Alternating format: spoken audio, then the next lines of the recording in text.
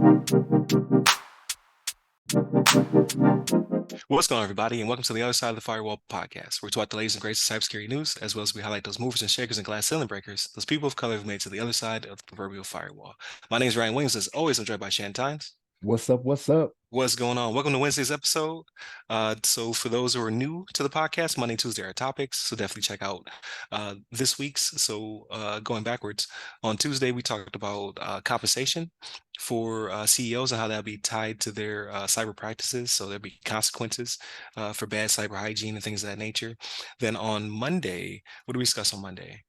With the five families. There's five ransomware gangs that have combined forces to become Voltron out there, and just our stance on it and how they publicly advertise themselves and their I guess their first heist within their syndicate.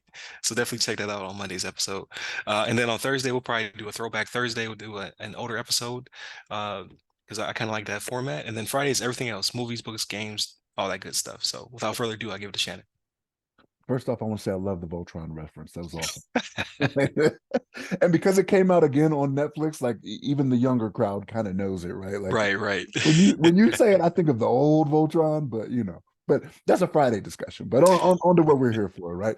So this article is from IT World Canada, and it's from Howard Solomon, and it's entitled "International Women in Cyber Day: Slow Progress." Right. So what it's talking about, not necessarily across the world, but this is in Canada specifically, right? So they're talking about the prospects for women in cybersecurity, and how promising it is in other countries. And I know here in America we've done a few articles on this where they're getting a little bit more serious about it and adding that diversity, right? But they talk about in Canada, there's limited change that they're showing right there, right? So they actually have International Women in Cyber Day, which was 1 September, I believe is the date for that, is when it is. But in Canada, they have an event that's coming up September 29th, right? So you can register for it if you want to do it, right? So, but it's at Vancouver's Simon Fraser University. But the thing with this is that, to me, this was a little surprising to me, right? Like I've always thought of Canada to be a little bit more progressive in these types of things, right? But maybe not so much. And in talking about, the problems that they have, not the problems that they have, but like the issue with it, they actually reference a study from 2021, right? That was a best practices guide for attracting and retaining women in cybersecurity teams. And when you look at this, like some of the stuff they mention in here, I don't know. It's kind of hard. It's kind of hard to demonstrate or to put actions to it, right? So one of the things they mentioned is understand the problem. Well, we understand the problem, right? Or at least I guess we think we do. But what's quantifiable? What do you have that you can put to that to show that you understand the problem, right? Learn to communicate cybersecurity. Use gender sensitive language, which, okay, that's an easy one, right? Like when you put out job postings or you're talking or whatever. Be specific, right? Don't always say he, you know what I mean? Things of that nature, right? Ensure women visibility. That's another one that can be done, right? Like put the women out front to show that you actually have that diversity, right? Because some of the stuff they mentioned in here, it's only 20%, I believe it's 20% of the cybersecurity workforce is female, right? When they make up I believe it's still a little more than half of the population in the world, right? Like that's vastly skewed. To where we can do better than that. But they talk again, this is talked about in Canada, right? So Canada is the ones that's having the issues with this, but there's just different things that they need to do to get on top of it. But they have top women in cybersecurity events that they advertise and things of that nature, and how they talk about not necessarily coming from STEM backgrounds, but STEAM backgrounds. So STEAM is STEM with arts in the title. That's what the A is, right?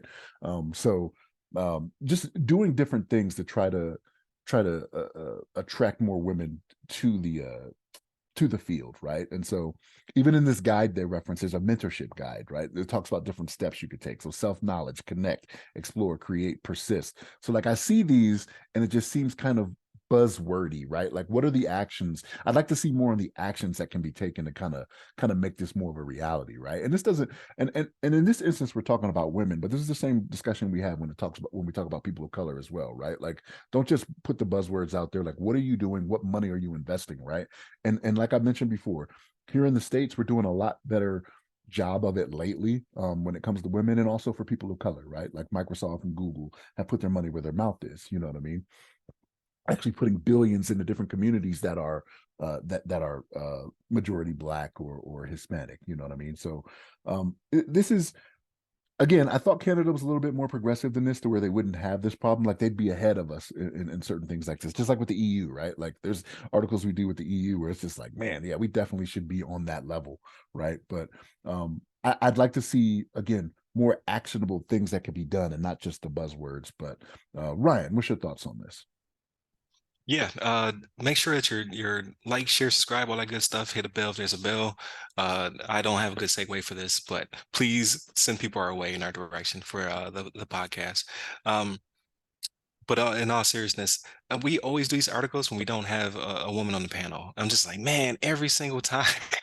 I was like, we missed the mark every single time. But no, I think it's a good discussion to have, and I like that this one is focused on Canada, because whenever I think of the demographics of Canada, it's pretty much like America's cousin, right? Except for in better shape and better mental health. So, to be honest with you, like when they do studies and adjacent to America, they look at the Canada's health, like their integration, their uh, biases there, like, because it's so similar to America, but it's not America, right?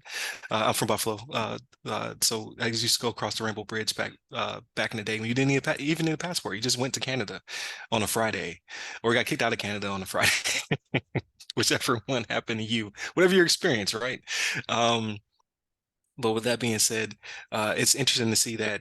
I don't necessarily believe that we're ahead of them. We're just we have better strives going right now. I think the percentages are very similar because again, how does over half the population not have a demographic over 20%, right? That doesn't even make sense. Like you make a 51% of the population, but only 20% of those in cyber are female. And I think it not only is an issue with the pipeline and being STEM is kind of what, or STEAM is what they talk about in the article, but also retention. So like in the States, you see a lot of women are leaving cybersecurity because of it's very male heavy.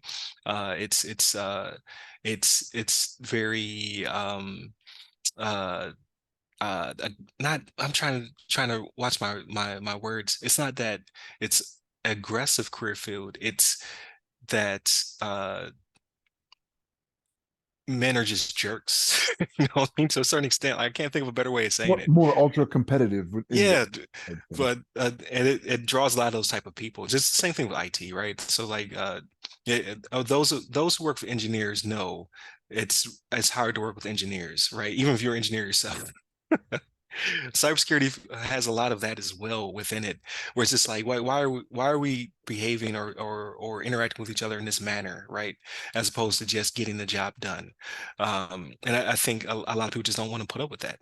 Like when we're just like, I'll just go do something else, like because I don't feel welcomed within this community. So I would assume it'd be the same thing there in Canada as well, where you have a retention issue because of that. Um, Not to mention there's other demographics where like when women decide to have their careers and when they decide to have families, things of that nature, they're all impactful. But I would think that that part would be better in Canada because of their progressiveness towards maternity leave, paternity leave, vacationing, things of that nature are just leaps and bounds better than America's. Not to poo-poo our motherland, so to speak, right? Like America is great. But when it comes to those type of benefits, everyone else is doing it better. Just saying, like just the way it is. We're making strides. There are certain large trillion-dollar companies that are progressing that, but for the most part, we just don't do a good job when it comes to people, their mental health, vacationing, time off, things of that nature. All of which things may be retention setters for women in the field because they do have roles where they want to start families, take care of their families, things of that nature. And they may not want to deal with the nonsense or the BS that comes with this field in relation to that, right? it's counterintuitive, counterproductive. So like for that to also be a problem in Canada kind of makes me believe that it's bigger than just an American thing. Well, I know it's bigger than just American thing, but it makes me think that with a population set that's so similar to our own, uh, and has better mental health and better healthcare provisions, at least on paper, like why is that still an issue there? Like it has to be, it has to run deeper, it has to be more systemic than my belief. Mm, I ain't in church right now, but you preaching, preaching.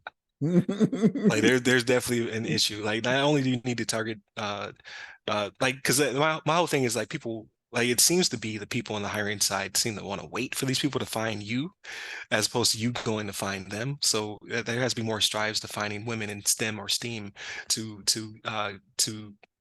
capture them, and then what are you doing to retain them? I think is the bigger issue because they're going to have different needs than men in the field, right? So like what are you doing? Like it can't be just a blanket thing, like when you're targeting different demographics, whether it be uh on gender basis or on a racial basis. Like you have to not only target them to get them into the pipeline, but then you have to find what cultural sensitivities or things of that nature that you have to do to keep and retain them. And I know everybody just wants to say everybody's equal and we should do the same things, but it's just not the case. Like there has to be steps made in order to retain different demographics, and it's not the same across the board. Everybody doesn't have the same belief systems or needs as everyone else, bar none. Man, you like Jay-Z on the Black album. What more can I say? You recover the paper, throw in the basket. Yeah. We'll see what happens when I no longer exist. That's what he You're said. right. Man, So we'll that was on see. point, man. Like I can add nothing to that. Like no, seriously, man. Like that was very good. Very good. Well, hopefully it recorded well because I didn't practice any of that. So hopefully it turns out well. But next time we do this, I have to make sure I have someone ready to jump on the podcast with us. But the problem is that everybody we know they're all busy, right? Your Chelsea Pierre's, your Aisha Hollins. Like I hate to call people like last minute. Calling that favor, but hey, we got this article. Definitely want to set you up for it. So maybe we hold the material until we can get them on. But I definitely want to do this one because of September 1st being International Women in Cyber. So I was like, I can't hold this. I can't hold on to this for a month. Then it's old news, right? But I think we should make it an effort to definitely get a woman on the panel when we discuss these things because I'm sure I missed a ton of stuff that would have been better said by somebody who's actually within the demographic. So but definitely continue to tune in throughout the week, right? So Monday and Tuesday are topics. Wednesdays, this was Wednesday, so our discussion. Thursdays will typically be Ask a CSP. I have two more in the pipe coming down, but they'll probably be later in September, early October. So I think we'll start doing Throwback Thursdays, where we do an old episode that's one of our favorites or something that we want to bring more visibility to. And then Fridays, everything else. So definitely tune in for that one. Movies, books, games, all that good stuff. So hit us up by the websites that go by our name. You can also hit me up personally. I'm at RyRy Security Guy. That's RYRY Security Guy. I'm on LinkedIn, Clubhouse, Twitter, and Threads. Stay safe, stay secure.